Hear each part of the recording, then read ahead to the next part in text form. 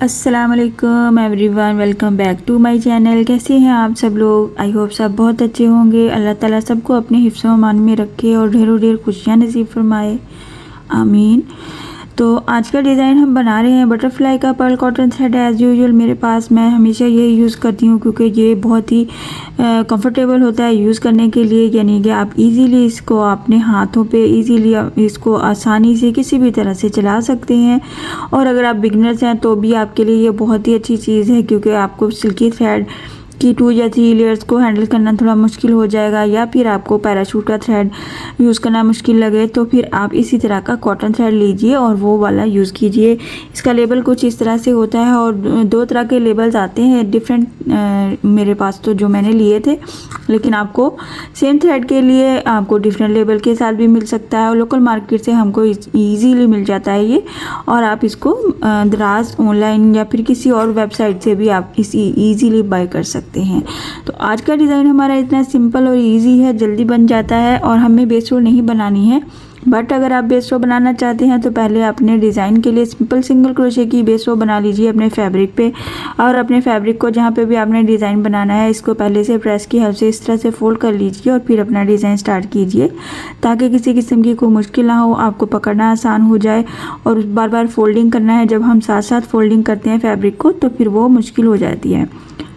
Start करेंगे हम slip not लेते हुए। एज़ यूजुअल अपने थ्रेड पे अपने स्लिप नॉट ले लिया और मैंने हुक ली है 1.25 mm की, कुछ इस तरह से। और अगर आप बिगनर्स हैं तो आप भी ग्रिप वाली हुक यूज़ किया कीजिए, ताकि आपको आसानी से उस पर प्रैक्टिस करनी ज़्यादा आसान हो उसके। तो चलिए स्टार्ट करते हैं। सिंपल सिंगल क्रोशे के साथ हम अटैच करेंगे फ्रंट साइड से अपने फैब्रिक पे।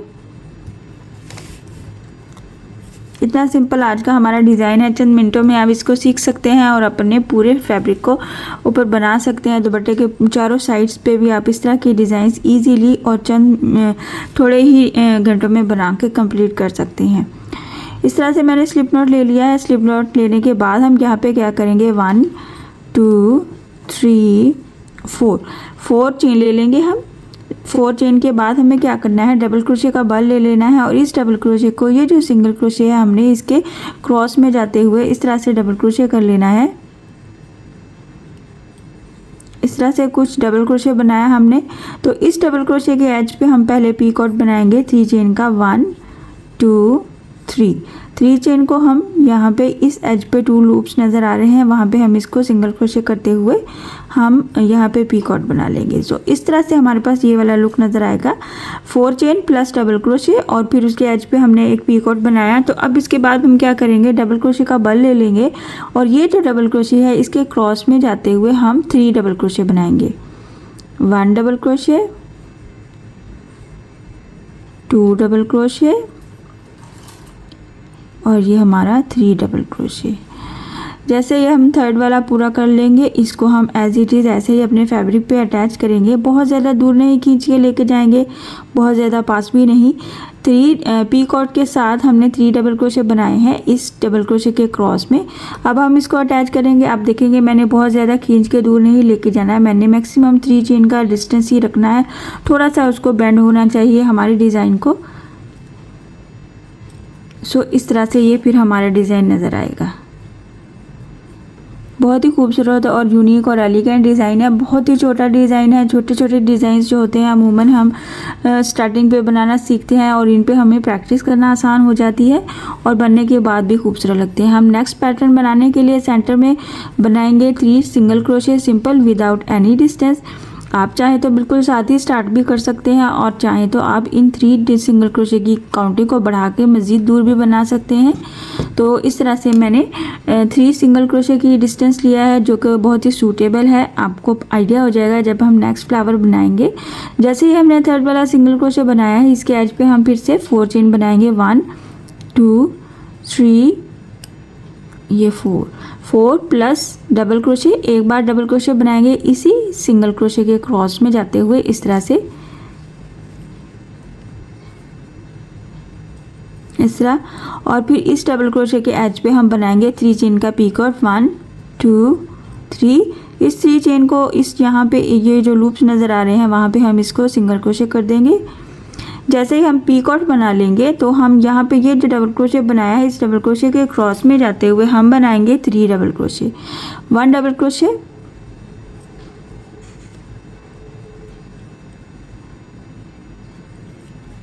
2 डबल क्रोशे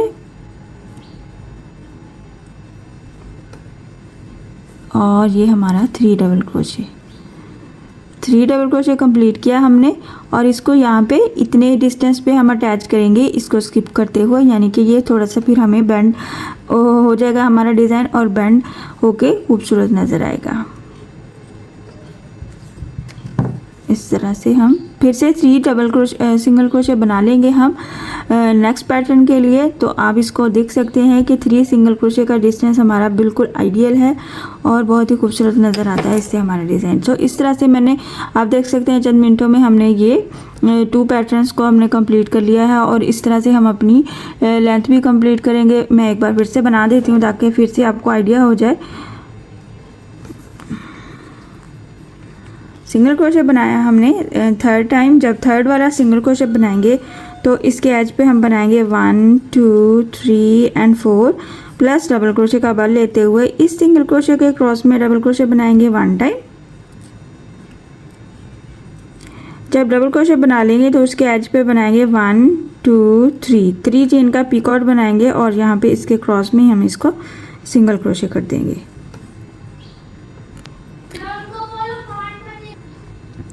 सो इस तरह हम क्या करेंगे, जब पीकॉट कंप्लीट हो जाएगा तो इस डबल क्रोशे के क्रॉस में हम 3 डबल क्रोशे बनाएंगे।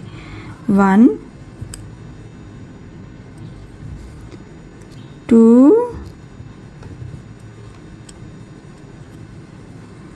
ये हमारा 3।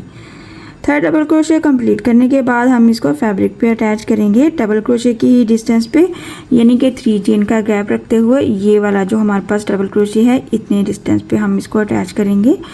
बहुत ज़्यादा दूर नहीं लेके जाएंगे, बहुत ज़्यादा पास नहीं बनाएंगे। सो इस तरह से फिर से हम नेक्स्ट पैटर्न बनाने के लिए फिर से हम इस तरह 3 सिंगल क्रोशे का गैप रखेंगे। सो इस तरह से हमारी डिज़ाइन की लुक नज़र आती है जो कि बहुत ही खूबसूरत और एलिगेंट है। छोटा सा डिज़ाइन है, चंद मिनटों में आप सीख सकते हैं, चंद मिनटों में आप बना के अपने फैब्रिक पे को खूबसूरत बना सकते हैं। तो आप क्या करेंगे, इसके सेंटर में ये जो हमने सर्कल बनाया है, आप बाद में नीडल की हेल्प से एक पर्ल भी ऐड कर सकती हैं। तो मैं इसकी आपको थोड़ी सी लेंथ बना के शो कर देती हूँ ताकि आपको आइडिया हो जाए कि लेंथ में बनने के बाद हमारा डिज़ाइन कितना खूबसूरत नज़र आता है। सो आप देख सकते हैं मैंने जस्ट थोड़ी सी लेंथ कंप्लीट कर ली है और कितनी खूबसूरत और एलिगेंट नज़र आती है हमारा ये वाला डिज़ाइन। सेंटर की डिस्टेंस को आप बढ़ा सकते हैं और पर्ल ऐड कर सकते हैं। आप यहाँ पे भी जब आप नीडल की अपना हुक यूज़ कर रहे हैं, अपनी डिज़ाइन बना रहे हैं, यहाँ पे जो पीकॉट बना रहे हैं आप पीकॉट की जगह पे एक बारीक वाला मोती या फिर पर्ल भी ऐड कर सकते हैं, या फिर अगर आपको हुक की हेल्प से नहीं ऐड करना तो आप बाद में नीडल की हेल्प से यहाँ पे इस स्पेस में अपना एक पर्ल ऐड करके न्यू लुक दे सकते हैं अपनी किसी भी डिज़ाइन में। इस तरह से आप न्यू टच देने के बाद उसको न्यू लुक दे सकते हैं। सो आई होप कि आज का डिज़ाइन आपको पसंद आया होगा और समझ भी आया होगा। सो काइंडली मेरे चैनल को सब्सक्राइब कर दीजिए, लाइक कमेंट और शेयर भी किया कीजिए। इंशाल्लाह नेक्स्ट वीडियो में मिलते हैं नए डिज़ाइन के साथ। अपनी दुआओं में याद रखिएगा। अल्लाह हाफिज़।